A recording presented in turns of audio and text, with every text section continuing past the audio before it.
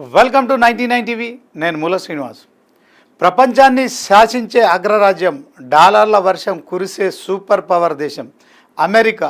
కానీ ఆ మెరుపుల వెనుక ఒక చీకటి సామ్రాజ్యం దాగి ఉంది. అది అప్పుల సామ్రాజ్యం. అవును, మీరు వింటున్నది నిజం. అగ్రరాజ్య పౌరులు ఇప్పుడు కంటి మీద కొనుకు లేకుండా గడుపుతున్నారు. చేతిలో ఉన్న క్రెడిట్ కార్డు వారి జీవితాలను చిందరవందర చేస్తోంది.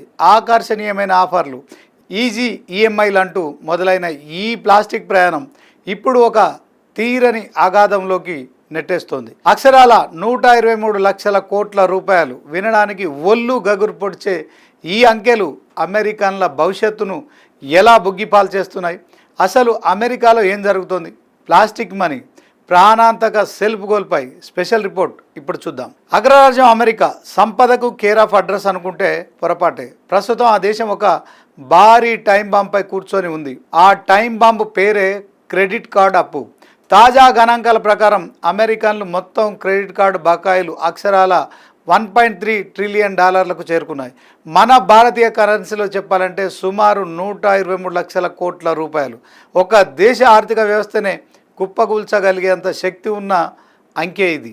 పెరిగిన నిత్యావసరాల ధరలు ఒకవైపు, హద్దులు దాటిన విలాసవంతమైన జీవనశైలి మరోవైపు.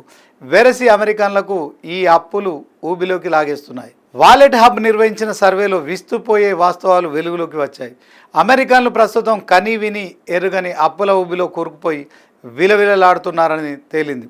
సూటిగా ఒక మాటలో చెప్పాలంటే ప్రతి 5 అమెరికన్లలో 2 అప్పుల ఊబిలో చిక్కుకున్నారు. ఈ ఏడాది చివరి నాటికి తమ అప్పుల భారం మరింత పెరుగుతుందని వణికిపోతున్నారు. అంతకంటే హృదయ విదారకమైన విషయం ఏమిటంటే దాదాపు 42% మంది అమెరికన్లు తాము చనిపోయే వరకు ఈ అప్పుల ఊబి నుంచి బయటపడలేమని హడలిపోతున్నారు. అంటే వారి చివరి శ్వాస వరకు ఈ ప్లాస్టిక్ కార్డులే వారి జీవితాంతం యజమానులు అన్నమాట. ఆర్థిక స్వేచ్ఛను కోల్పోయి మానసిక ఒత్తిడితో సతమతమవుతూ అప్పుల ఊబిలో బతుకులు ఇడుస్తున్న సగటు అమెరికన్ ఆర్తనాదం ఇది. అసలు అమెరికన్ల దగ్గర ఎన్ని కార్డులు ఉన్నాయో తెలుసా? గణాంకాల ప్రకారం ప్రస్తుతం అమెరికాలో దాదాపు 60 కోట్ల వరకు క్రెడిట్ కార్డు అకౌంట్లు యాక్టివ్గా ఉన్నాయి.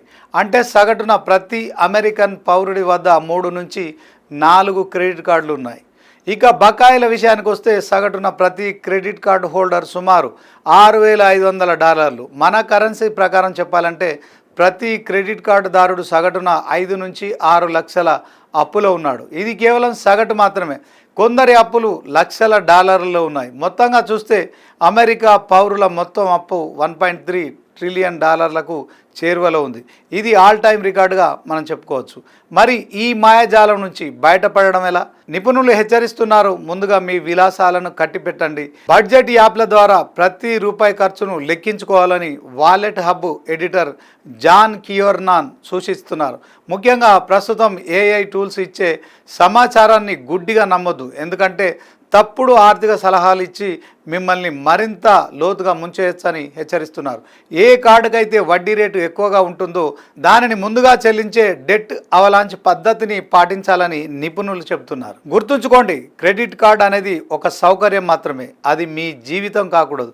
అవసరానికి వాడుకుంటే ఆసరాగా ఉండే ఈ ప్లాస్టిక్ ముక్క వ్యసనంగా మారితే మాత్రం మృత్యుపాశంలా మారుతుంది. అమెరికా పౌరుల పరిస్థితి ఇప్పుడు ప్రపంచ దేశాలకు ఒక హెచ్చరిక. అప్పు చేసి పప్పుకూడు తినడం అంటే ఇదేనేమో. వివేకంతో ఖర్చు చేద్దాం, ఆర్థిక స్వేచ్ఛను కాపాడుకుందాం.